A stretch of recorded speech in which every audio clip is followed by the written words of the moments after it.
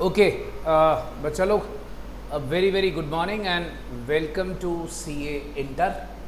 पहले तो बेटा सारे बच्चे अच्छे से कुछ पॉइंट समझो कि बेसिकली अब मेरी जो आज की क्लास है ना, उसमें मैं आपको बेसिकली बताना क्या चाहता हूँ कि सीए इंटर बेसिकली है क्या। ठीक है, आप पहले ना सारे इस चीज़ को दिमाग में रखो कि सीए इंटरमीडिएट में थोड़ा सा इंट्रोडक्शन पहले देखो। ज़्यादा आज ना मैं थोड़ा सा आपको पहले ओरिएंटेशन रखूँगा। आई एक्सप्लेन कि what is there in CA inter and how to study CA inter basically. तो सीए इंटर के अंदर बच्चा, जैसा कि आप जानते हो कि दो ग्रुप्स होते हैं, as you know that, group 1 and group 2। ठीक है, बिकॉज हम फाउंडेशन तो क्लियर कर रहे हैं, बट हमारे पास आगे सीए इंटर में दो ग्रुप्स हैं।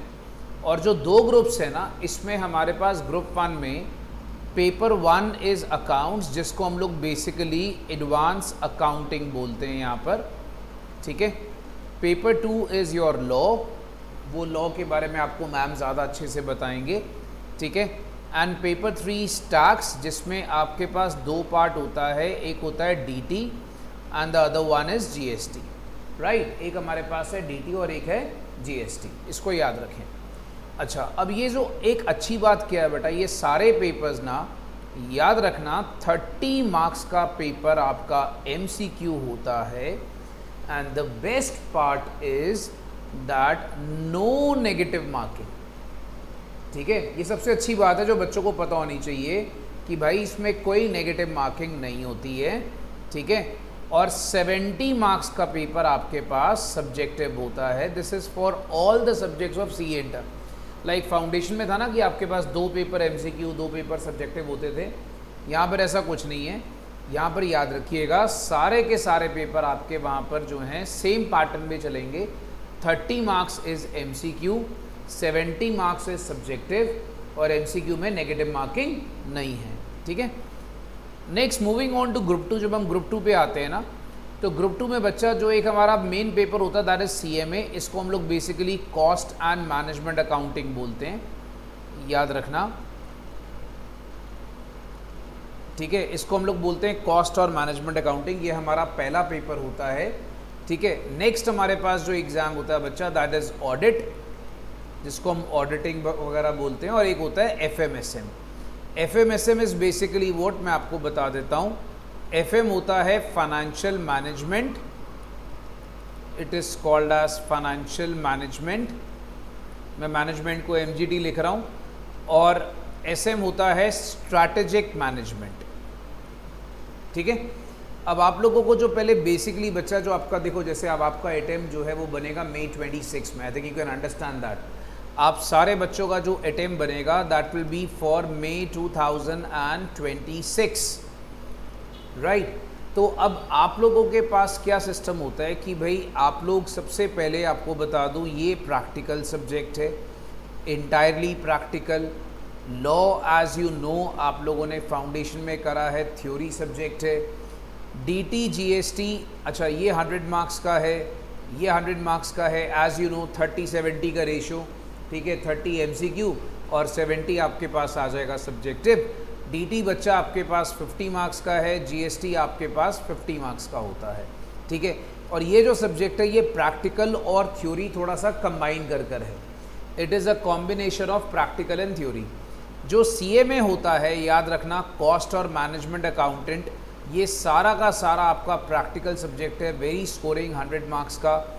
ऑडिट बेटा थ्योरी सब्जेक्ट है आपके पास। एफएमएसएम जो है बच्चा, वो आपके पास सारा का सारा प्रैक्टिकल और थ्योरी का मिक्सचर होता है।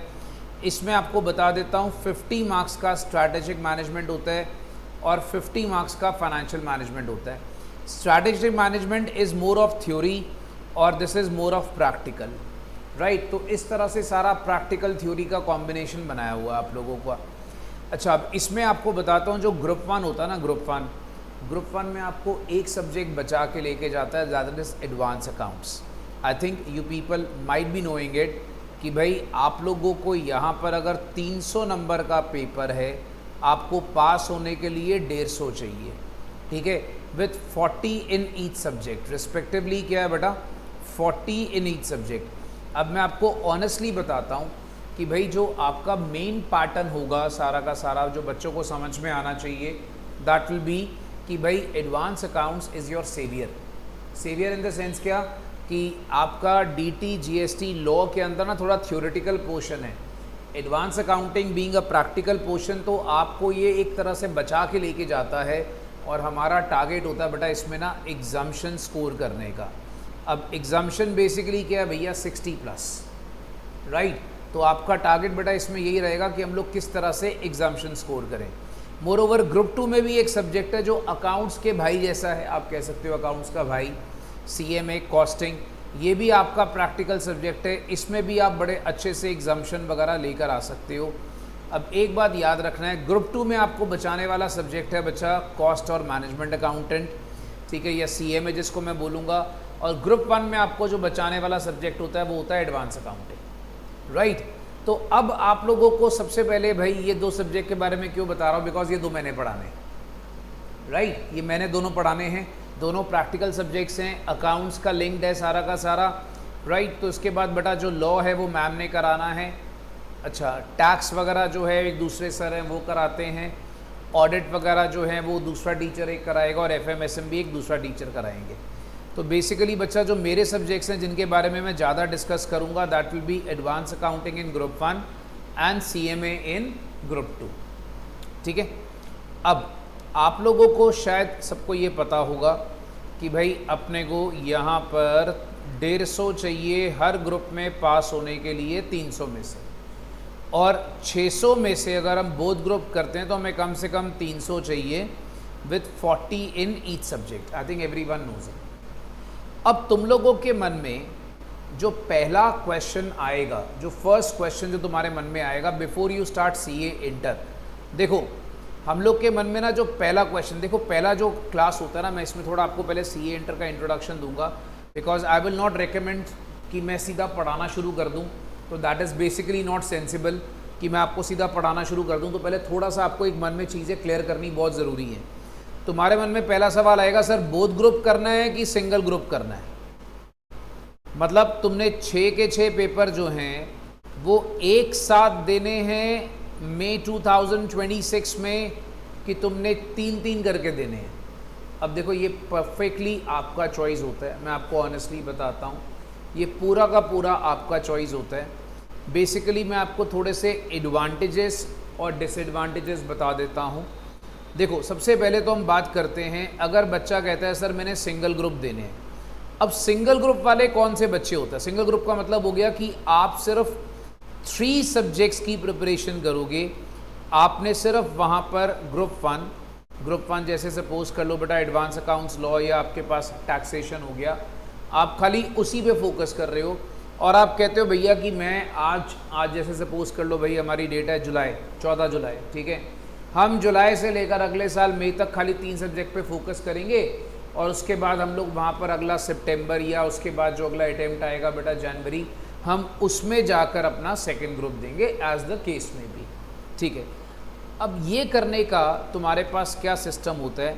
सपोज कर लो बच्चा कहता है सर मैं साथ में ना BCom कर रहा हूँ, अब यार BCom कर रहा हूँ तो मेरे को BCom की भी पढ़ाई करनी है साथ साथ, तो भाई मेरे पे थोड़ा सा प्रेशर है, मेरे को BCom की पढ़ाई करनी है, तो मैं यहाँ पर अल्टीमेटली सिर्फ ग्रुप 1 पे फोकस करना चाहता हूँ, ठीक है, ये चॉइस आपकी है। जो बच्चा ज़्यादा बर्डन नहीं ले सकता, वो कहता है भाई मैं ज़्यादा बर्डन नहीं ले सकता, मैं थोड़ा रिलैक्स होके पढ़ना चाहता हूँ, आहिस्ता आहिस्ता थोड़ा थोड़ा करके पढ़ना चाहता हूँ, वो बच्चा तो बेटा सिंगल ग्रुप पे फोकस करे।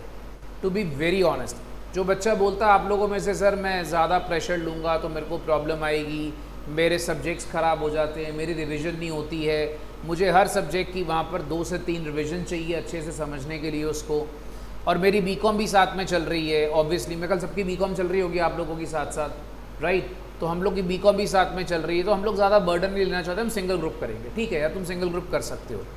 तुम क्या कर सकते हो, मई 26 में तुम लोग वहाँ पर ग्रुप 1 दे सकते हो, और अगर तुम लोग वहाँ पर अगला अटेम्प्ट की बात करो तो तुम वहाँ पर सितंबर 26 में, या आप कह लो जैन 27 में आप ग्रुप 2 दे सकते हो, डिपेंडिंग आपकी प्रिपरेशन ग्रुप 2 की कितनी जल्दी हो जाती है। क्योंकि मैं आपको सही बात बताऊं, मई से लेकर सितंबर ना टाइम बहुत कम होता है, तो 3 सब्जेक्ट तैयार करना उस टाइम पे बड़ा मुश्किल होता है। तो नॉर्मली क्या होगा, वो सितंबर भूल ही जाओ, मैं बीइंग ऑनेस्ट बहुत आपको सच बता रहा हूँ, बीइंग ऑनेस्ट वो क्या होगा, तुम सितंबर भूल ही जाओ, तुम्हारा अटेम्प्ट जो है वो जैन 27 में शिफ्ट हो जाएगा। तो बेसिकली मैं सितंबर की बात नहीं कर रहा, मैं बात कर रहा हूँ तो फिर तुम सारा ग्रुप 2 किस में दोगे, जैन 27 में। अच्छा, अब जो बच्चे मान लो कहते हैं कि सर हम लोग बोथ ग्रुप्स की प्रिपरेशन करना चाहते हैं, we want to focus on both groups. देखो आपको एक चीज़ बताता हूँ, अगर आप बोथ ग्रुप की फोकस करना चाहते हो ना, तो बोथ ग्रुप में पहले आपको ये 3 चीज़ें चाहिए ही चाहिए। वो होगा SDH, ठीक है। एस से आपका आएगा भैया सिंसियरिटी, आपको पूरा सिंसियरिटी के साथ काम करना पड़ेगा। फिर क्या आएगा, डेडिकेशन। फिर क्या आएगा, हार्डवर्क। आपको बेटा ये 3 चीज़ें साथ में चाहिए बोथ ग्रुप की प्रिपरेशन करने के लिए। अगर आप बोथ ग्रुप अटेम्प्ट करना चाहते हो मई 26 में, तो आप समझ लो कि आपने अगले 10 महीने का संन्यास ले लिया, 10 मंथ का बेटा तुमने संन्यास ले लिया। मेरे को मम्मी के साथ नहीं जाना घूमने, पापा के साथ नहीं जाना, पार्टीज नहीं करनी, ठीक है। तो अगर मैं ये 10 मंथ का 10 महीने का संन्यास जिसको बोलते हैं, अगर तो मैं ये कर सकता हूँ फॉलो, तो बोथ ग्रुप बहुत अच्छी चीज़ होती है। अब मैं आपको बोथ ग्रुप का एक बहुत ही मेजर एडवांटेज बताने जा रहा हूँ, जो बहुत सारे बच्चों को नहीं पता होता। याद रखना, इसको बोलते हैं सेट ऑफ का बेनिफिट। सेट ऑफ का बेनिफिट क्या होता है, मैं आपको एग्जांपल देता हूँ। बेटा ये समझना, ये एडवांटेज तभी मिलेगा जब आपको बोथ ग्रुप की आप अटेम्प्ट करने की कोशिश करते हो। सपोज कर लो आपका एडवांस अकाउंट में लेट्स से 50 आ गए, लेट्स से लॉ में 40 आ गए, और लेट्स से टैक्स में आपके 40 आए, ठीक है। अब अगर आप मान लो सिंगल ग्रुप दे रहे हो ना, तो आप फेल हो। फेल क्यों? क्योंकि भैया आपका एग्रीगेट कितना बना, 130। कितना एग्रीगेट चाहिए, 150। अब अगर मान लो आप बोथ ग्रुप दे रहे हो, मान लो बेटा CMA के अंदर आपके 60 आ गए, लेट्स से ऑडिट में मान लो आपके 50 आ गए, मान लो FMSM के अंदर आपके 60 आ गए, लेट्स से, ठीक है। तो अब हुआ क्या, 60, 120 और ये क्या हो गया, 170। वो कहता है भैया 170 हो गए, एग्रीड। अब मज़े की बात क्या हुई कि भैया ये जो 170 और 130 वो क्लब करेगा, बोलेगा तेरे एग्रीगेट 300 बन रहे हैं, तो तू बोथ ग्रुप क्लियर है, प्रोवाइडेड तेरे हर सब्जेक्ट में 40 मार्क्स है। समझ रहे हो? तो मतलब जो यहाँ पर आपके पास 20 नंबर की शॉर्टेज थी ना, वो उसने दूसरे ग्रुप से उसको कवर अप कर लिया। इसको बोलते हैं सेट ऑफ का बेनिफिट। और ये बेनिफिट आपको तभी मिलता है जब आप वहाँ पर बोथ ग्रुप में अटेम्प्ट करते हो। अच्छा, दूसरी बात, कुछ बच्चे ऐसे भी होते हैं सर हम लोग को ना ऑल इंडिया रैंक में अपने आप को देखना है। तो भैया अगर ऑल इंडिया रैंक का तुम्हारा मोटिव है ना बच्चों, याद रखो, तो बोथ ग्रुप में ऑल इंडिया रैंक आता है, सिंगल में ऑल इंडिया रैंक नहीं आता। ये पहले क्लेरिफाई कर दूँ, तुम्हारा जो रैंक होगा वो बोथ ग्रुप के अंदर ही आएगा। ऑल इंडिया रैंक तुम्हारा कभी भी सिंगल ग्रुप में अटेम्प्ट में नहीं काउंट होता है, ठीक है। सो एक एडवांटेज ये हो गया सेट ऑफ का, एक हो गया अगर ऑल इंडिया रैंक पे अगर आप फोकस करना चाहते हो। फिर आपको जो एक मेजर एडवांटेज है, major a very major advantage, वो क्या मैं आपको बताता हूँ। सपोज बच्चा कहता है सर मेरे को ना आर्टिकलशिप, यू नो दैट आपको इंटर के बाद आर्टिकलशिप करनी होती है किसी CA के अंदर। बच्चा कहता है सर मेरे को ना आर्टिकलशिप लोकल छोटे शहर से नहीं करनी, मेरे को दिल्ली बॉम्बे वगैरह जाना है, बड़े शहर जाना है, जिसको कहते हैं ना बिग 4। आपको पता होगा बिग 4 जो हमारी CA की फर्म्स है, PwC, EY, डेलॉइट वगैरह एंड ऑल दैट। सो बोलता है मैं बिग 4 में जाना चाहता हूँ। बिग 4 में हमेशा उन बच्चों को प्रेफर किया जाता है जिन्होंने बोथ ग्रुप क्लियर किया होता है, याद रखो, ठीक है। सो हमेशा याद रखना बिग 4 में उन्हीं बच्चों को ज़्यादा प्रेफरेंस मिलती है। मतलब ये नहीं मैं कह रहा कि जो बच्चा सिंगल ग्रुप लेके जाता उसको प्रेफरेंस नहीं मिलती, बट उसको अपने को लाइक वहाँ पर बोथ ग्रुप वाले को ज़्यादा प्रेफरेंस दी जाती है। तो बोथ ग्रुप के बहुत सारे एडवांटेजेस हैं जो बच्चों को मैं रिकमेंड करूँगा। और आपको मैं एक चीज़ बड़ी स्ट्रांगली बोलूँगा, चाहे तुम मई में तुम ग्रुप सिंगल दो या बोथ दो, तुम्हारे पास अभी 10 महीने हैं, तुम बड़े आराम से, याद रखो, बड़े आराम से सारे के सारे 6 सब्जेक्ट की तैयारी करके रख सकते हो। अब यहाँ पर फंडा क्या होता है, तो बिग क्वेश्चन अराइजेस, सर हम लोग सपोज कर लो हम कहते हैं मई 26 में हम लोग वहाँ पर बोथ ग्रुप की तैयारी कर लेते हैं। मान लो हम प्रिपरेशन करनी शुरू कर देते हैं, क्योंकि हमारे पास 10 मंथ्स हैं, ठीक है। अब जब सपोज कर लो अगले साल, देखो अगले साल फेब 26 तक या मार्च 26 तक तुम्हारे पास पिक्चर बड़ी क्लियर होगी कि तुम्हारा प्रिपरेशन किस लेवल का है, ठीक है। अब मेरी बात को समझना, बीइंग वेरी ऑनेस्ट बेटा, अगर हर सब्जेक्ट का तुम्हारा कम से कम 3 रिविजन्स हुआ है, 3 रिविजन्स।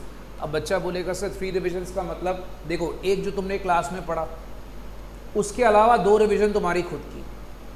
एक तो चलो जो मेरे सब्जेक्ट्स है वो मैं खुद ही करा दूंगा सारे के सारे रिवाइज क्लास में। जैसे आज से ही ले लो कि आज मेरा जो सितंबर वाला बैच है शाम को 6 से लेकर रात को 9 बजे तक, उसकी मेरे साथ रिवीजन क्लास है, ठीक है। जो सितंबर वाला बैच है मेरा, तो वो मैंने एग्ज़ाम के 2 महीने पहले खुद ही रिवीजन और टेस्ट सीरीज़ अपने सब्जेक्ट्स की तो मैं करा देता हूँ। तो तुम्हारी कम से कम बेटा 3 रिवीजन होनी चाहिए, एक जो तुमने क्लास में करी, एक जो तुमने सेल्फ स्टडी में करी, और एक जो तुम्हें टीचर ने रिवाइज कराई।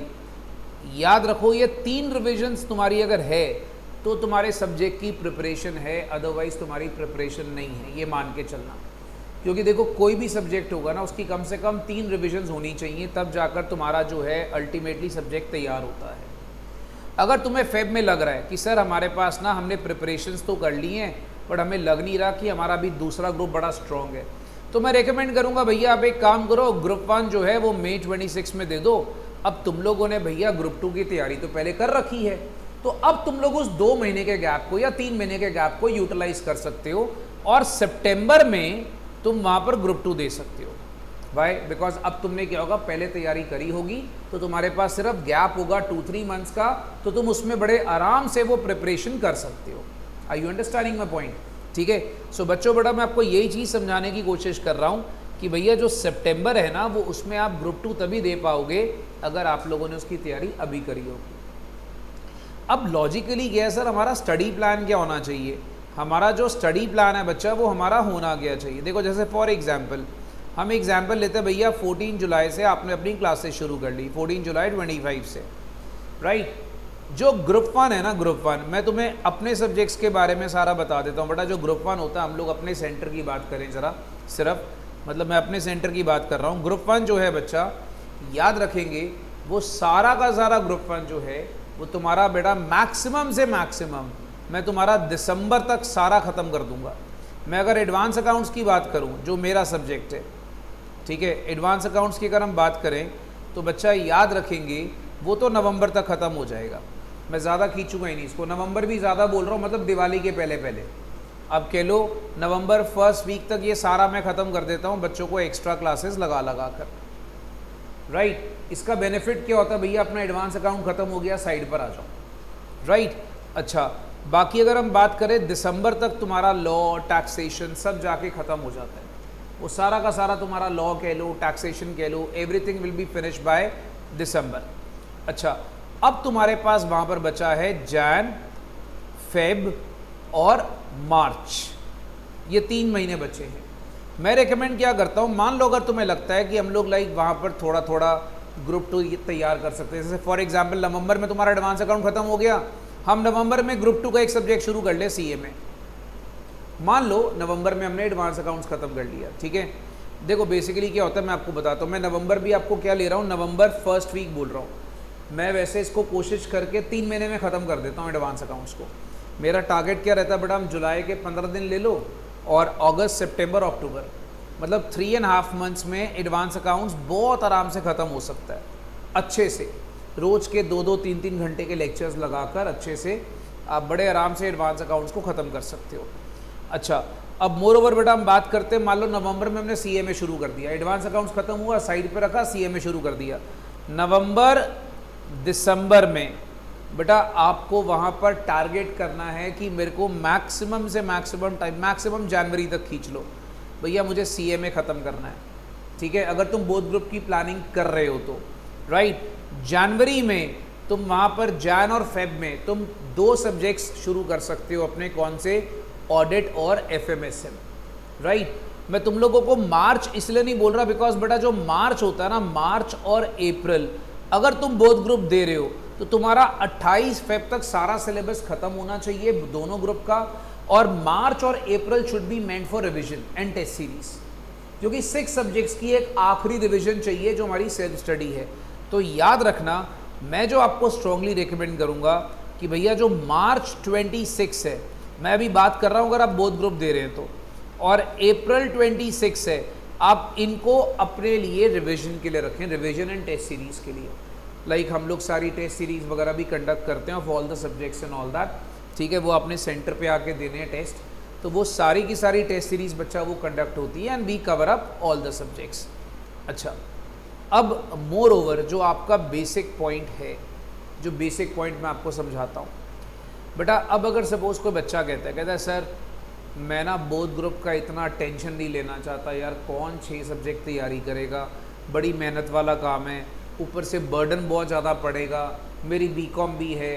भैया बीकॉम तो देखो मैं तुम्हें पहले भी कहता हूँ फुल फॉर्म होता है बेकार कॉम, याद रखो। तो भैया तुम लोग लाइक इतनी बीकॉम की तो टेंशन लो ही मत, क्योंकि जब तुम इंटर पढ़ोगे ना तुम्हारी 90% सारी एजुकेशन जो है उसमें कवर अप हो जाती है। अच्छा, अब भैया बीकॉम की तो साइड पे रख दो, अब तुम्हारे पास एक ऑप्शन होती है, इसको मैं कहता हूँ थर्ड ऑप्शन, जो बहुत सारे बच्चे फॉलो करते हैं मेरी बात मान के। और आप अभी पिछले बैच के रिजल्ट्स देख लेना, उन्होंने बहुत सारे बच्चों ने फॉलो करा इस बात को मान के। वो क्या करते हैं, उसको बोलते हैं 3+1 स्कीम। 3+1 का क्या बेनिफिट होता है आपको बताता हूँ। मान लो आप 6 सब्जेक्ट नहीं तैयार कर सकते, ओके, 3 सब्जेक्ट ग्रुप 1 के तैयार करो। आप एक काम करो ना बच्चा, आप 3 सब्जेक्ट ग्रुप 1 के तैयार करो, और भैया एक सब्जेक्ट जो है वो है CMA। यार उसमें ना 60+ लाना बड़ी आसान बात होती है, राइट। तो 60+ जो है उसको लाने की कोशिश करो। क्यों? क्योंकि अगर आपके मान लो मैं कहता हूँ मई 26 के एग्ज़ाम्स में आपका ग्रुप 1 क्लियर है, CMA में 60+ है, तो आप बिल्कुल रिलैक्स हो गए हो। वाई? बिकॉज आपने अगर सपोज पहले ऑडिट और FMSM की तैयारी नहीं भी करी हुई है, तो भी बेटा आप वहाँ पर इनके तैयार करके 2-3 महीनों में इनको तैयार करके सितंबर में इसका एग्ज़ाम दे सकते हो, और सितंबर 26 तक आपके दोनों ग्रुप क्लियर हो सकते हैं इस तरीके से, राइट। तो अब ये चॉइस आपकी है कि आपको कौन सी ऑप्शन में जाना है, सिंगल ग्रुप, बोथ ग्रुप की थर्ड ऑप्शन, जिसको हम बोलते हैं 3+1 स्कीम। तो मैं बच्चों को रेकमेंड करता हूँ बेटा, अगर तुम्हें लग रहा है, जैसे सपोज आपको ऑनेस्टली बताऊँ, आपको अगले 2-3 महीनों में ना सारा पता लग जाएगा, ज़्यादा हम लोग को डिले करने की ज़रूरत नहीं है। मैं अभी आप लोगों को मैं फोकस करने को बोलूँगा कि आप खाली ग्रुप 1 के सब्जेक्ट्स पे फोकस करो। बहुत सारे इडियट्स हैं बेटा, मैं देखता हूँ वो यूट्यूब पे ना बोल रहे होते हैं, आप एक काम करो जी, पहले ग्रुप 2 से शुरू कर लो, फिर ग्रुप 1 पे आ जाओ। ये सब चीज़ें नहीं करनी चाहिए बेटा, ये बच्चे का पढ़ाई का पैटर्न ख़राब करता है, याद रखो। I don't recommend this, I strongly recommend किया बेटा कि भैया जो तरीका है, देखो अपनी क्लासेस बेचने के लिए लोग कुछ भी कर सकते हैं। मैं देखता हूँ भैया वहाँ पर मेरे को किसी बच्चे ने एक बार वीडियो सेंड करा, सर वो ग्रुप 2 बोल रहे हैं कि पहले कर लो group 1। Never ever do this. तरीके से चलो भैया कि ग्रुप 1 जो है वो पहले करो, ग्रुप 1 के साथ तुम एक काम कर सकते हो, CMA पकड़ सकते हो, ठीक है। अगर तुम्हें मैक्सिमम तुम्हें लगता है कि मेरे को 4 सब्जेक्ट करने हैं, तो बच्चे इस चीज़ को दिमाग में रखना, अगर आपने CMA पकड़ना है तो CMA में आपको ये मान के चलना पड़ेगा कि मेरे को 60+ का एम करना है, 60+ का एम करना है तो ही बेनिफिट है, वरना CMA दोबारा देना पड़ेगा, उसको कोई बेनिफिट नहीं होगा, राइट। तो टारगेट ये रखना है कि हमने ये नहीं कि हमने CMA पकड़ लिया तो हमने इसको छोड़ना है, 60+ का एम रखना है उसके अंदर मई 26 में, ठीक है। तो बेटा ये आपके पास सारा का सारा स्टोरी रहता है, जिसमें आपको लाइक वहाँ पर सिंगल ग्रुप, बोथ ग्रुप या सारा ये चीज़ें आपकी क्लियर होनी चाहिए। पहले मुझे बताओ बेटा, इतना क्लियर है सबको? ठीक है। अब तीनों ऑप्शंस आपके सामने हैं, और ये 3 ऑप्शंस में से एक ऑप्शन आपको डिसीजन कब तक लेना है वो भी मैं आपको बता देता हूँ। वेरी सिंपल पॉइंट, डिसीजन कब तक लेना है यार, ये आपको ना अभी सपोज आप जुलाई में पढ़ रहे हो, अगस्त सितंबर, मैक्सिमम सितंबर मिड तक ना आपको सारा अपना लेवल पता लग जाएगा कि मैं कितना हार्डवर्क कर सकता हूँ, मैं कितना वहाँ पर अपना इनपुट दे सकता हूँ भैया स्टडीज़ को, ठीक है। क्योंकि तुम जब सब्जेक्ट्स के साथ थोड़ा सा यूज टू होते हो, कस्टम्ड होते हो, तुम्हें अपने आप पता लग जाएगा। तो सितंबर में you can easily decide whether you want to go for both groups और सिंगल ग्रुप, ठीक है। अच्छा, अब जो अगला क्वेश्चन आता है, सर ये तो हो गई ना हमारी सारी सीए इंटर की इंट्रोडक्शन एंड ऑल दैट। अब जो नेक्स्ट क्वेश्चन आता है कि सर ये जो हमारा एडवांस अकाउंटिंग है, ये जो हमारा पेपर है पेपर 1, ये सब्जेक्ट क्या है। चलो बेटा, अब हम लोग ना सारा चीज़ों पे साइड पे होके अपने सब्जेक्ट के ऊपर फोकस करते हैं, ठीक है। हम लोगों ने बेटा ये जो मैं कराने जा रहा हूँ ये सारा अपने नोट करना है, और आपको मेरा रूल पता है, एक अच्छी सुंदर सी कॉपी एडवांस अकाउंटिंग की हमने रखनी है अपने पास, ठीक है, प्यारी सी मोटी सी कॉपी।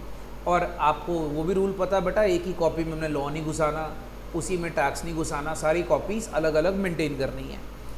अब एडवांस अकाउंटिंग के बारे में मैं आपको बता दूं बेटा, एडवांस अकाउंटिंग के अंदर मैं आप लोगों को ना वहाँ पर जब पढ़ाना शुरू करूँगा तो मैं आपको क्या क्या पहले मटेरियल कवर करूँगा। मटेरियल क्या क्या कवर करूँगा, पहले मेरी बात को समझो बेटा। देखो, मैं आप लोगों को ना 3 चीज़ें यहाँ पर कवर करने वाला हूँ। एक, मैं आपको दूंगा आईसीएम बुक। अब आईसीएम बुक के ना 2 वॉल्यूम्स होंगे, याद रखना। एक होगी प्रैक्टिकल बुक जिसमें सारे प्रैक्टिकल के चैप्टर्स होंगे, मैं अभी बताऊंगा कौन कौन से प्रैक्टिकल के चैप्टर्स होंगे। और एक होगी बच्चा थ्योरी बुक। थ्योरी बुक में सारे के सारे अकाउंटिंग स्टैंडर्ड्स होंगे, राइट। ये 2 बुक्स आपको मिलेंगी। इसके अलावा हम लोगों ने एक आईसीआई बुक कवर करनी है, वो तो ऑब्वियसली उसके आपको पता ही, फाउंडेशन में मैंने ये करा है, आईसीआई बुक कवर करनी है, आईसीआई का मटेरियल पक्का कवर करना है। इसके अलावा जब हम लोग रिविजन्स करेंगे ना, तो मैं आपको एक दूंगा एएस की चार्ट बुक। अब ये चार्ट बुक कैसी लगेगी सर, मैं आपको सुंदर सी बता देता हूँ बेटा। ये ना हमारी कलर्ड चार्ट बुक होती है, मैं आपको बता देता हूँ। ये कुछ इस तरीके से चार्ट बुक होती है, इसमें ना सारे चार्ट्स बनाए हुए हैं, आप देख सकते हो। ये इस तरह से चार्ट बुक होगी आपके पास, ये सारी कलर्ड चार्ट बुक होगी, बड़ी सुंदर सी, बड़ी प्यारी सी, ठीक है। इसमें बच्चों की फ़ोटो बनी हुई है, आप देख देख के खुश हो सकते हो थोड़ा सा। तो बेटा ये क्या होता है, ये बेनिफिट क्या करती है चार्ट बुक, मैं आपको बताता हूँ। जब आप थ्योरी पढ़ते हो ना, तो थ्योरी बहुत ज़्यादा होती है। अब मैंने क्या करा, इसको मैंने सारा कंपाइल करा हुआ। जैसे अगर आप नोटिस करो, ये AS1 ही ले लो फॉर एग्जाम्पल। अकाउंटिंग स्टैंडर्ड के अंदर जब आप आते हो, तो बेटा जब आप एक अकाउंटिंग स्टैंडर्ड को पढ़ने जाते हो, आपको 10-12 पेज पढ़ने पड़ते हैं। मैंने सारा कुछ वहाँ पर 2 पेज में काम ख़त्म कर दिया उसका। तो ये रिविजन्स के टाइम पे बहुत हेल्प करती है। जैसे अगर आप देखोगे तो आज जो मैं क्लास शाम को लेने जा रहा हूँ, मैंने सारी चार्ट बुक से रिविजन्स करानी है, राइट। तो ये बच्चे दिमाग में रखना, आपके पास ये चार्ट बुक रहती है जो आपको सारी मिलेगी, ठीक है। अब एडवांस अकाउंटिंग का हम लोग बेटा सिलेबस की बात करें, तो जो नया कोर्स आया है उसमें सिलेबस क्या है, तो आप लिखेंगे बेटा हेडिंग हमारा एडवांस अकाउंटिंग का सिलेबस। एक बार प्लीज़ हेडिंग लिख लें कि what is the new course syllabus of advance accounting. देखो, एडवांस अकाउंटिंग के सिलेबस को दोस्तों हम लोग 3 हिस्सों में डिवाइड करते हैं, ठीक है। प्लीज़ साथ साथ नोट कर लेना। जो पहला पार्ट है ना बच्चा, वो सारा अकाउंटिंग स्टैंडर्ड का पार्ट है। इसमें ना AS1 से लेकर AS29 तक सारे AS को डिटेल में करना है हमने, याद रखना। बड़ा स्कोरिंग है भैया ये वाला पार्ट, तो हम लोग को सारे AS जो है प्रॉपरली डिटेल में करने हैं, ठीक है। फिर हमारा एक पार्ट होता है नॉन कॉर्पोरेट अकाउंटिंग। अब नॉन कॉर्पोरेट का मतलब होता है something which does not relates to company, याद रखना। ऐसी चीज़ जो कंपनी से रिलेटेड नहीं है,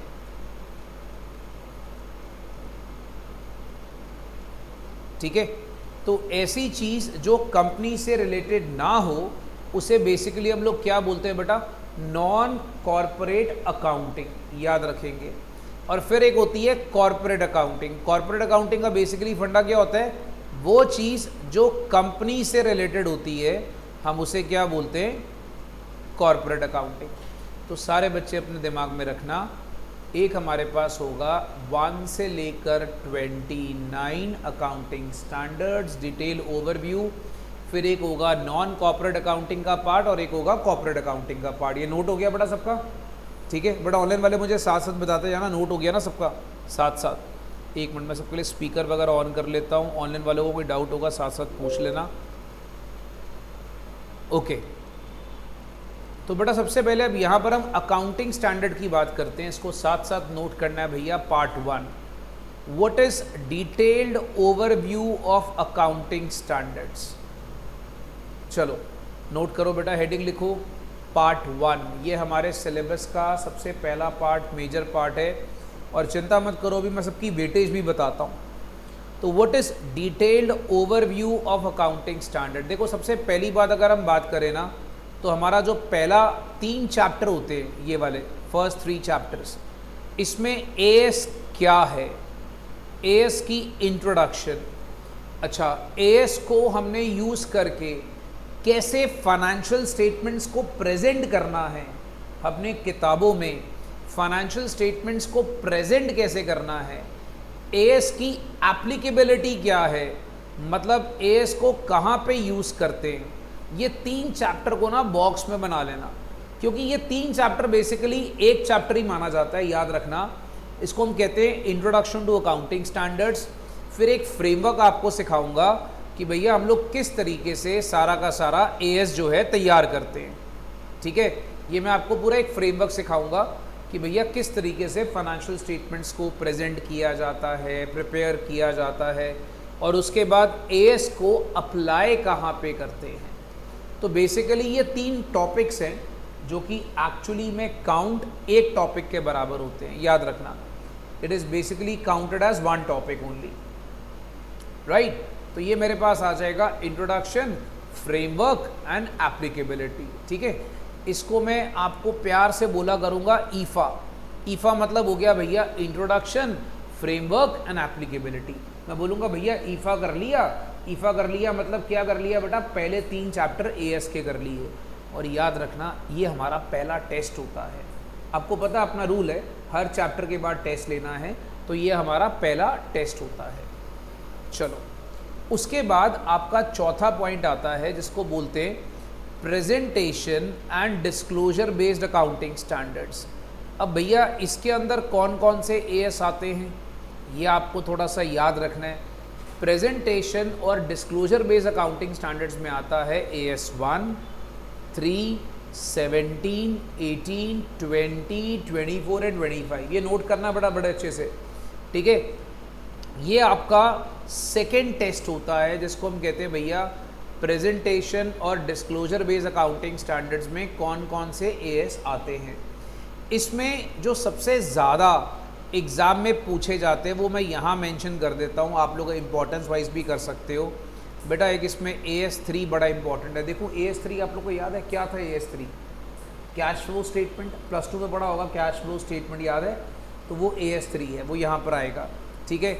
एक आपको बता देता हूँ भैया AS17 और AS20, ये 3 AS इन सारों में से सबसे ज़्यादा इम्पोर्टेंट है। 3, 17 और 20 याद रखना, ठीक है। फिर मेरे पास एक आता है नंबर 5 जिसको बोलते हैं एसेट बेस्ड अकाउंटिंग स्टैंडर्ड्स। ये बड़ा सबसे ज़्यादा इम्पॉर्टेंट टॉपिक है। इसमें कवर अप होते हैं AS2, AS10, 13, 16, 19, 26, 28। इसमें जो सबसे ज़्यादा पूछे जाने वाले हैं वो है 10, 13, 16। याद रखना 10, 13, 16 सबसे ज़्यादा पूछे जाने वाले अकाउंटिंग स्टैंडर्ड्स हैं, राइट। वैसे इंपॉर्टेंट सारे ही हैं, बट मैं आपको वैसे एक वैल्यू वाइज बता रहा हूँ कि जो नॉर्मली एग्ज़ाम्स में सबसे ज़्यादा पूछे जाते हैं, दैट इज़ 10, 13, 16। ये हो गया नोट बेटा। बेटा ऑनलाइन वाले अपना थम्स अप करना, ये नोट हो गया, ठीक है, डन बच्चा। चलो फिर आता है नंबर 6, इसको बोलते हैं लायबिलिटी बेस्ड अकाउंटिंग स्टैंडर्ड। देखो वैसे भी आपको पता है बिजनेस में एसेट ज़्यादा हो तभी अच्छा होता है, लायबिलिटी कम हो तभी अच्छा होता है। इसलिए आप देखोगे एसेट बेस्ड अकाउंटिंग स्टैंडर्ड बहुत सारे हैं, लायबिलिटी बेस्ड अकाउंटिंग स्टैंडर्ड सिर्फ 2 हैं, वो है AS15 और AS29। आई एम सॉरी, यहाँ पर एक मिसप्रिंट कर गया है टाइपिस्ट, बेटा ये AS29 है, माफ़ कर देना बेचारे को, कोई बात नहीं, गुस्सा मत करो। AS29 है वो, ठीक है, याद रखेंगे। इसको बोलते हैं लायबिलिटी बेस्ड अकाउंटिंग स्टैंडर्ड्स। अच्छा, फिर आपके पास कुछ एएस ऐसे होते हैं जो फाइनेंशियल स्टेटमेंट्स पे बहुत ज़्यादा इम्पैक्ट डालते हैं। इम्पैक्ट डालने का मतलब इनकी वजह से हमारे अकाउंट्स में बड़ी हलचल होती है, कहते हैं ना हलचल हो गई, गड़बड़ हो गई अकाउंट्स के अंदर कुछ। तो आपके पास ये कौन से होते हैं? 4, 5, 11 और 12, याद रखना। अभी फिलहाल आपको सर ये कैटेगरी लर्न पता है मैं क्यों करा रहा हूँ? क्योंकि याद रखना हम लोग को एक बचपन की ना बीमारी होती है, हमने ना पहले 1 पढ़ना है, फिर 2 पढ़ना है, फिर 3 पढ़ना है, फिर 4 पढ़ना है, ऐसे अकाउंटिंग स्टैंडर्ड नहीं पढ़ने। याद रखना ये मैं आपको क्यों लिखवा रहा हूँ, लॉजिक समझो। लॉजिक ये है दोस्त कि आपने एक जब पढ़ना है AS1 तो AS1 के साथ आपने 2 नहीं पढ़ना, आपने 3 पढ़ना है। फिर 3 के बाद बेटा 4, 5 का क्या तेल लेने, फिर अगला कौन सा पढ़ना है? 17। क्योंकि ना इनका आपस में गहरा ताल्लुक आता है, रिश्ता है, समझ रहे हो?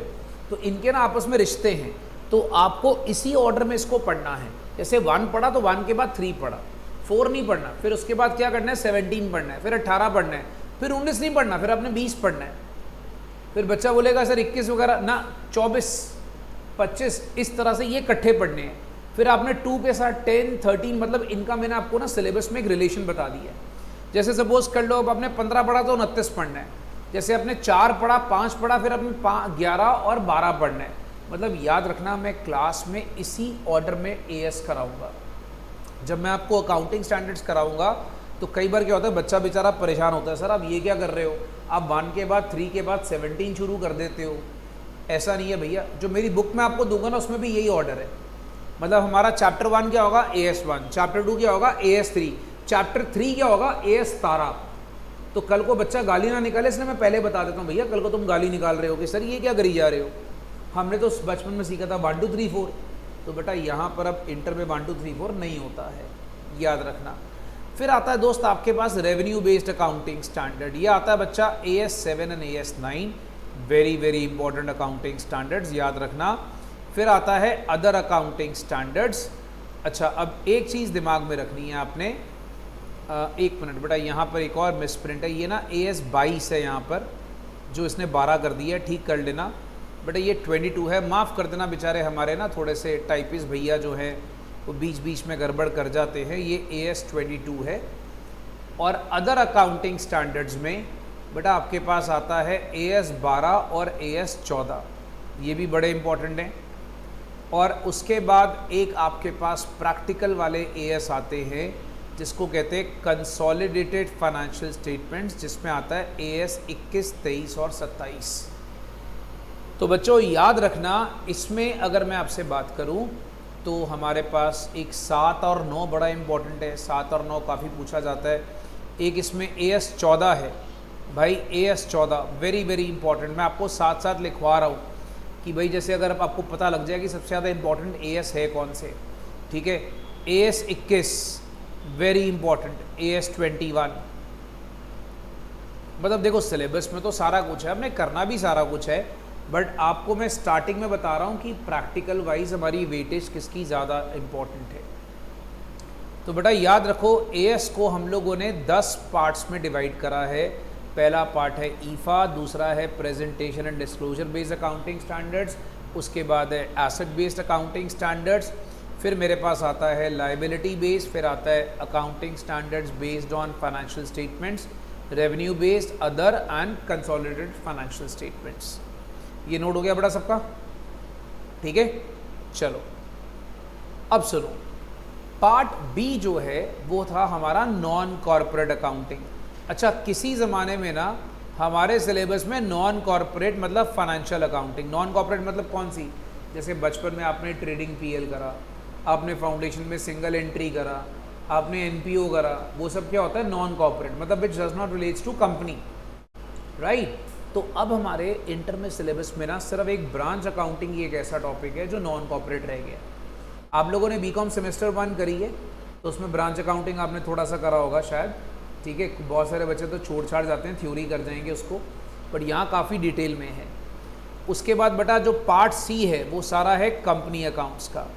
भैया ये जो कंपनी अकाउंट्स के चैप्टर्स हैं ये बहुत रेलिवेंट हैं, जिसका नाम है buyback of shares, final accounts of companies, internal reconstruction. AS14 जो मैंने आपको ऊपर बताया वो एक्चुअली में अमालगमेशन का है, और AS21 कंसोलिडेशन का है।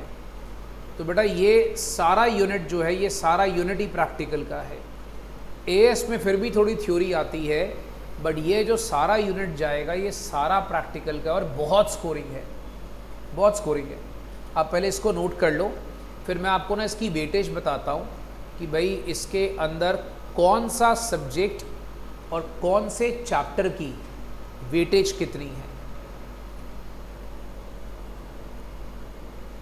बेटा मैंने आज आप लोगों को, मैंने पहले भी बोला, मैं सिर्फ और सिर्फ आपको सिलेबस का इंट्रोडक्शन दूंगा ताकि बच्चों को थोड़ा पता लग जाए कि भैया हमारा सिलेबस है क्या।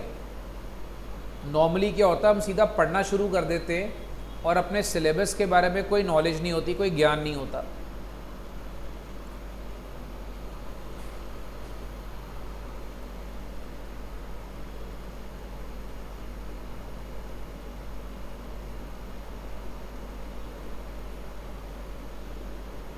हो गया बेटा, डन, ठीक है।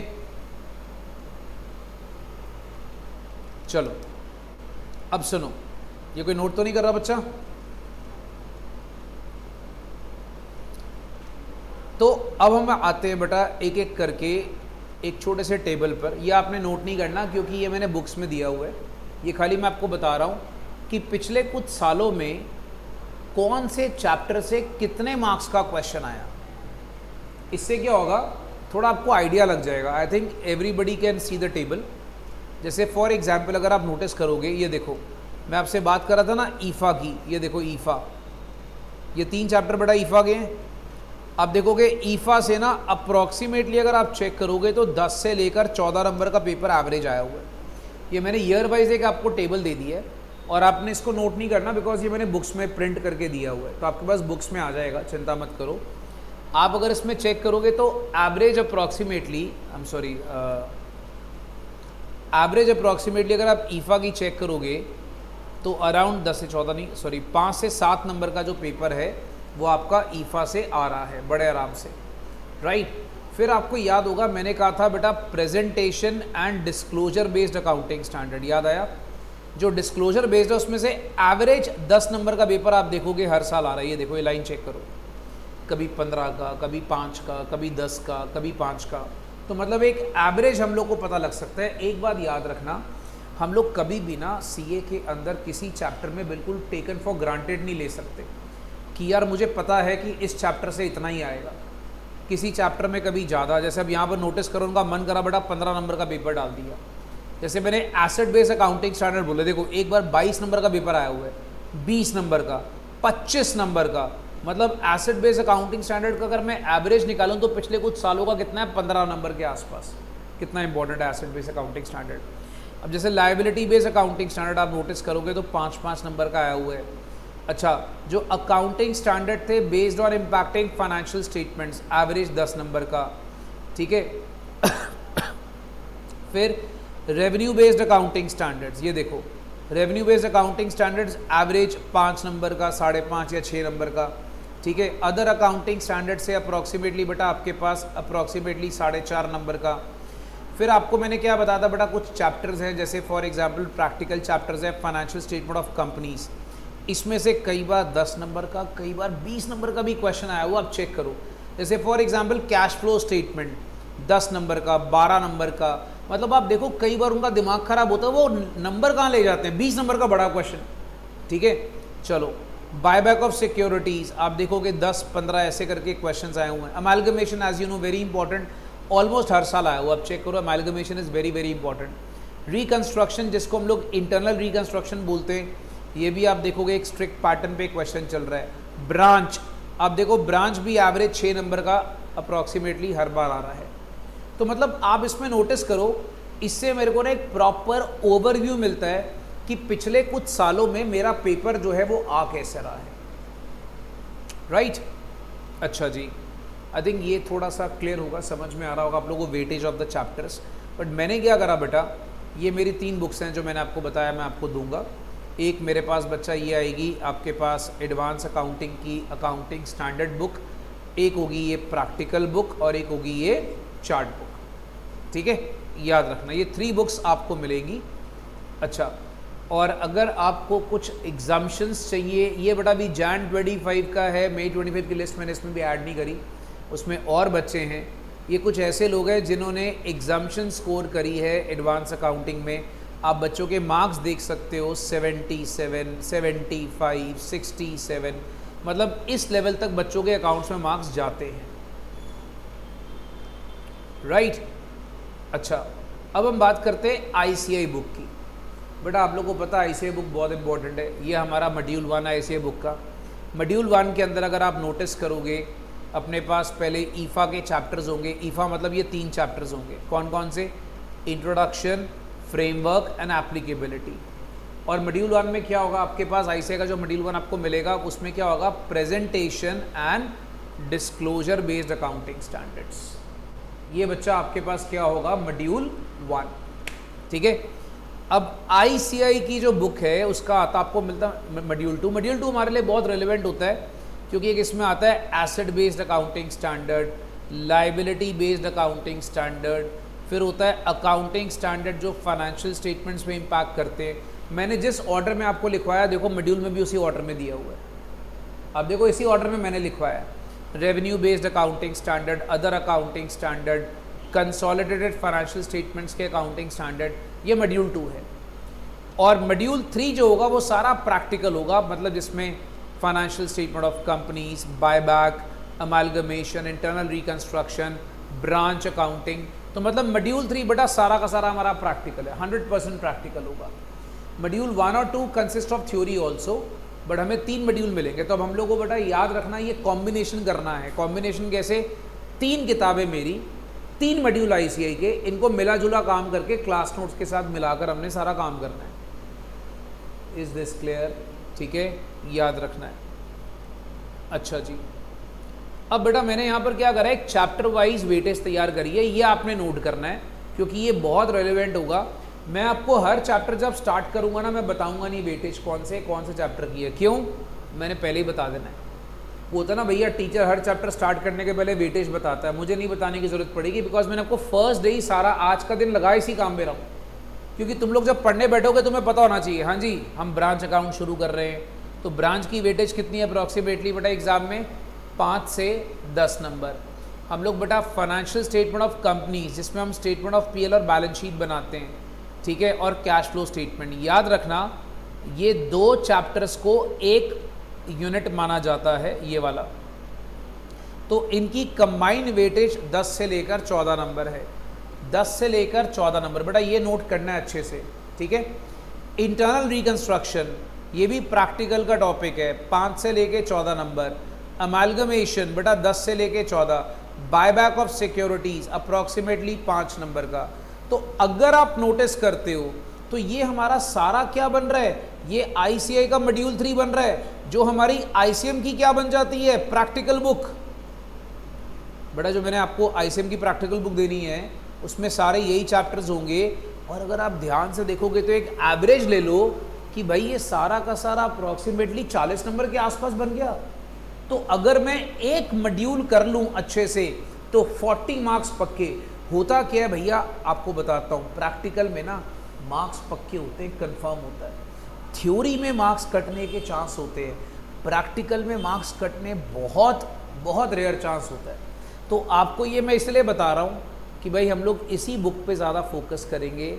ICM की प्रैक्टिकल बुक जो होगी इस पे अगर आप ज़्यादा फोकस करते हो तो आपका अप्रॉक्सीमेटली आप कह लो 40 नंबर का पेपर कवर हो गया,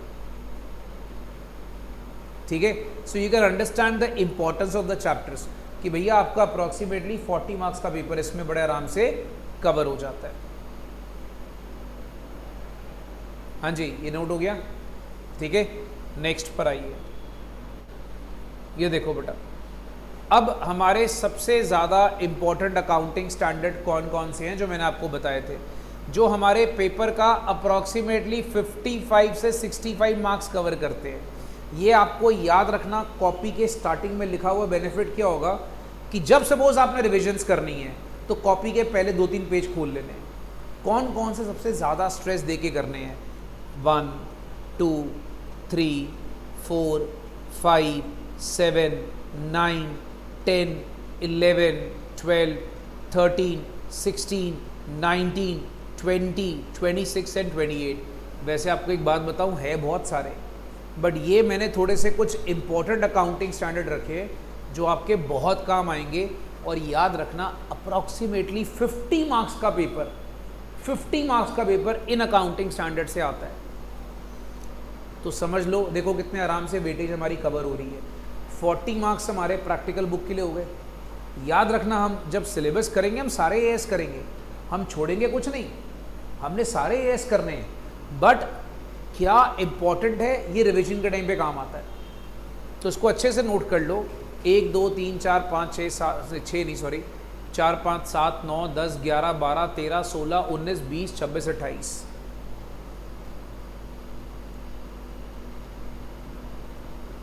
ये हो गया, नोट हो गया बेटा, डन, ठीक है। अब ध्यान से मेरी बात सुनना। प्रैक्टिकल और डिस्क्रिप्टिव क्वेश्चंस के लिए सबसे ज़्यादा जो आपके पास एएस पूछे जाते हैं, याद रखना, प्रैक्टिकल और डिस्क्रिप्टिव क्वेश्चंस के लिए सबसे ज़्यादा जो एएस पूछे जाते हैं वो कौन कौन से होते हैं। Number 1 cash flow statement AS3, इसमें से प्रैक्टिकल सबसे ज़्यादा आता है, ठीक है। इनके नाम भी लिख लो। AS7 कंस्ट्रक्शन कॉन्ट्रैक्ट, AS9 इसको बोलते revenue recognition, AS11 effect of changes in foreign exchange rates, AS13 investment का, AS14 अमालगमेशन का, AS16 borrowing cost, 19 लीजेस, 20 earning per share and 21 consolidated statements. तो आप लोगों को भाई यहाँ पर पता होना चाहिए कि जब हमने प्रैक्टिकल तैयार करना है तो प्रैक्टिकल में सबसे ज़्यादा हमसे कौन से चैप्टर से क्वेश्चन पूछा जाएगा अकाउंटिंग स्टैंडर्ड में से। देखो, एक तो प्रैक्टिकल बुक हो गई, वो तो अलग चीज़ है ना। बट एक हो गया कि भी एएस में से सबसे ज़्यादा प्रैक्टिकल किस में से आता है। एएस में सबसे ज़्यादा प्रैक्टिकल इन अकाउंटिंग स्टैंडर्ड से आता है। तो अब देखो, मैंने आपको पूरे सिलेबस का क्या इंपॉर्टेंट है, किसकी वेटेज कितनी है, किस में से आपने पहले पढ़ना है, किस में से आपने बाद में पढ़ना है, मैंने एक एक चीज़ बता दी है। मैं सारे बच्चों को ना 1 मिनट दे रहा हूँ, इसको नोट करके गो थ्रू करो। देखो, कुछ मन में क्वेश्चन आ रहा है, पहले क्लेरिफाई करना है कुछ। चेक दिस आउट, अच्छे से पहले बेटा इसको पढ़ लो कि क्या पहले पढ़ना है क्या बाद में पढ़ना है। Everything has to be very clear, क्योंकि हमारी आज पहली क्लास बेटा इसी पे फोकस करने वाले हम लोग।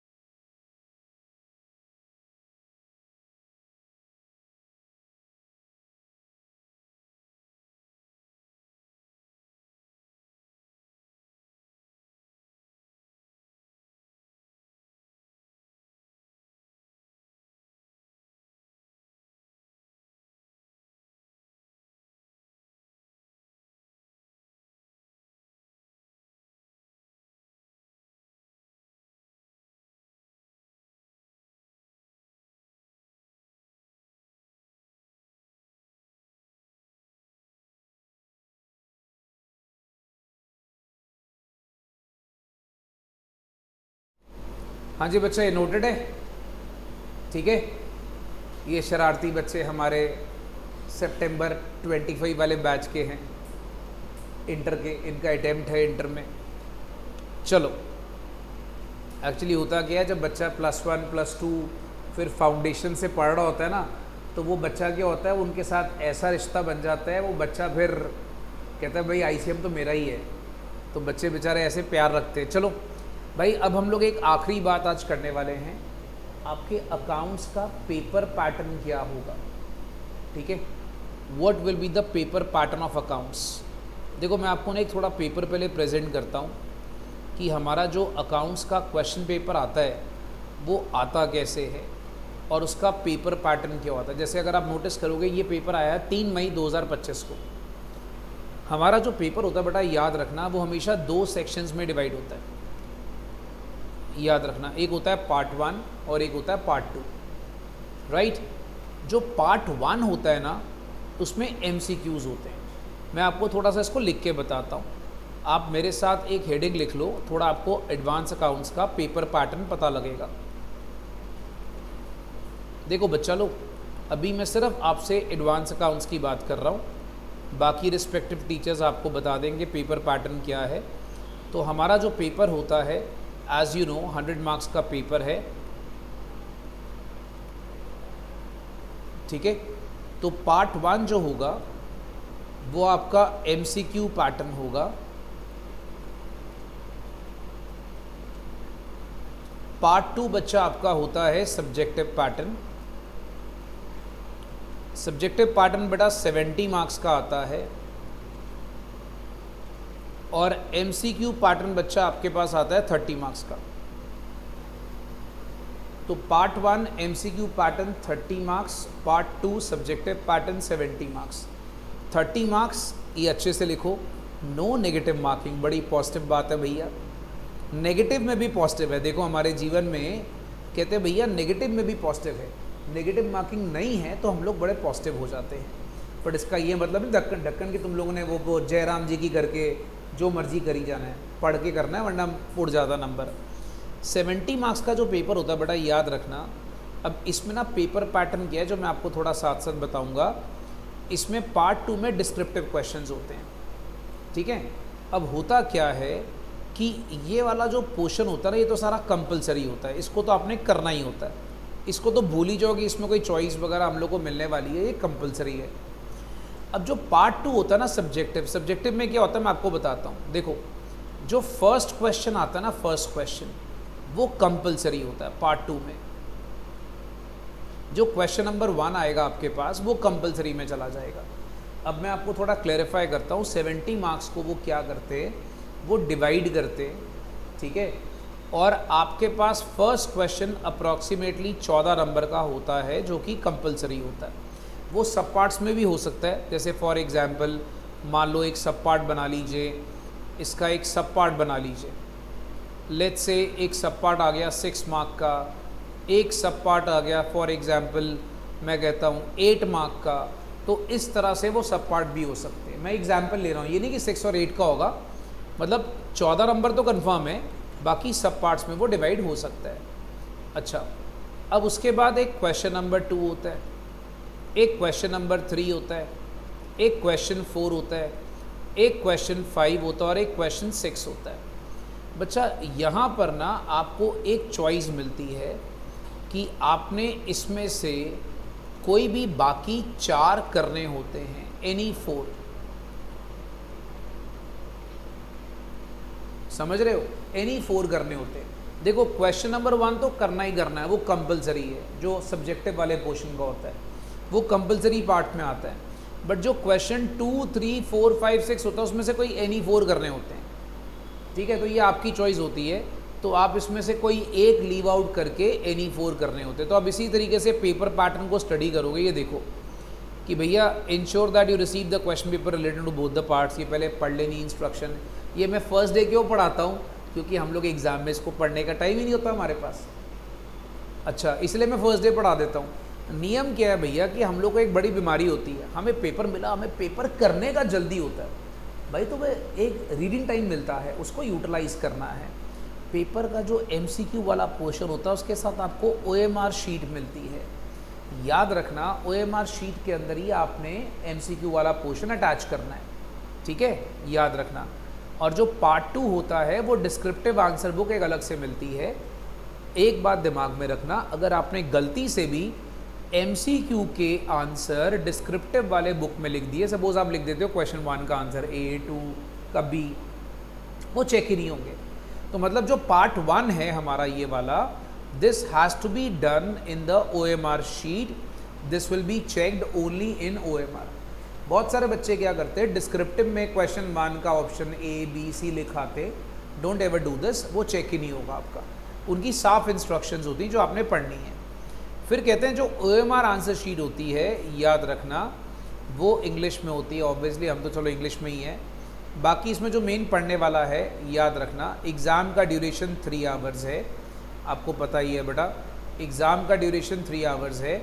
और आपको वहाँ पर उस 3 घंटे में सारा का सारा पेपर, अपना सारा जो पेज होता है वो फिल करना होता है।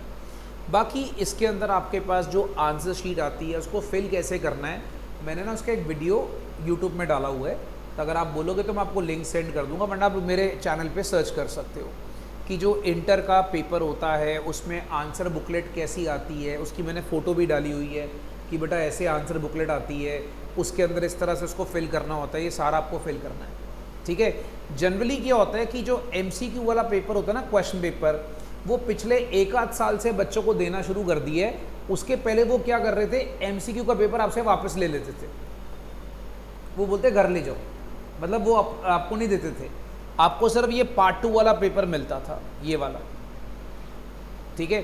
अब जैसे आप देखोगे पार्ट 2 में क्या लिखा है, question paper consist of 6 question, question number 1 is compulsory, और आपको रिमेनिंग 5 में से कोई भी आपको 4 करने हैं।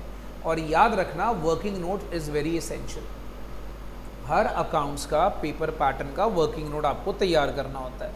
और ये देखोगे इस तरह से आपके पास पेपर आ रहा है। जैसे मैंने बोला क्वेश्चन नंबर 1 का A पार्ट है, A पार्ट कितने का है बेटा, 7 मार्क्स का, सब पार्ट्स बन जाते हैं। जैसे B पार्ट है, B पार्ट कितने का हो गया, 7, 7 7 कितने हो गए, 14। अब जैसे मान लो क्वेश्चन 2 आ रहा है, क्वेश्चन 2 उसने एक और बड़ा क्वेश्चन डाल दिया सीधा 14 मार्क्स का। तो याद रखना इनका कोई फिक्स पैटर्न नहीं है कि हम लोग को A करना है, B करना है, C करना है, D करना है, ऐसा कोई फिक्स पैटर्न नहीं है, याद रखना। तो ये 14 मार्क्स का सीधा एक बड़ा क्वेश्चन आ गया, अगर आप नोटिस करते हो तो। ये देखो क्वेश्चन 3 का A पार्ट 7 मार्क्स, ये देख रहे हो, 3 का A पार्ट 7 मार्क्स आ गया, B का पार्ट आ गया 7 मार्क्स, ये देखो चेक करो, राइट। तो इस तरीके से आपका एक प्रॉपर पेपर चलता है। अब जैसे क्वेश्चन 4 उन्होंने फिर से एक बड़ा क्वेश्चन डाल दिया 14 मार्क्स का। तो आप लोगों को एक रट्टा कुछ नहीं मारना कि इसमें कोई प्रॉपर पेपर पैटर्न होगा, इसलिए मैंने आपको बता दिया कि क्वेश्चन 1 जनरली कंपलसरी होता है, सब पार्ट्स होते हैं, क्वेश्चन 2 3 4 5 में से आपने कोई एनी 4 करने होते हैं, डन। अब भाई अपना सिलेबस क्या है, उसका सारा स्ट्रक्चर क्या है, पेपर पैटर्न क्या है, I think everything is clear, इसमें कोई डाउट तो नहीं है। अब कुछ any questions to be asked, पक्का, ठीक है। If you have any questions in mind बेटा मुझसे पूछ लो, बेटा जो बच्चे ऑनलाइन में हो, if you have any questions in mind, कुछ पूछना है, बिकॉज मैं अभी आज आपको फर्स्ट डे सिर्फ सिलेबस की इंट्रोडक्शन दे रहा हूँ, वेटेज बता रहा हूँ। जो चैप्टर हम लोग कल से स्टार्ट करेंगे मैं आपको बता देता हूँ, will be starting with branch accounts tomorrow. मैं आपको इसलिए बताता हूँ क्योंकि ब्रांच अकेला एक ऐसा चैप्टर है जो हम लोगों का नॉन कॉर्पोरेट का पार्ट आता है, और मैं आपको बताऊँगा वो ऑलमोस्ट हर पेपर में ना, ऑलमोस्ट हर पेपर में लास्ट क्वेश्चन ब्रांच का होता है। ये वाला जो क्वेश्चन नंबर 6 होगा ना, 6 में वो हमेशा ब्रांच का क्वेश्चन आता होता है जनरली।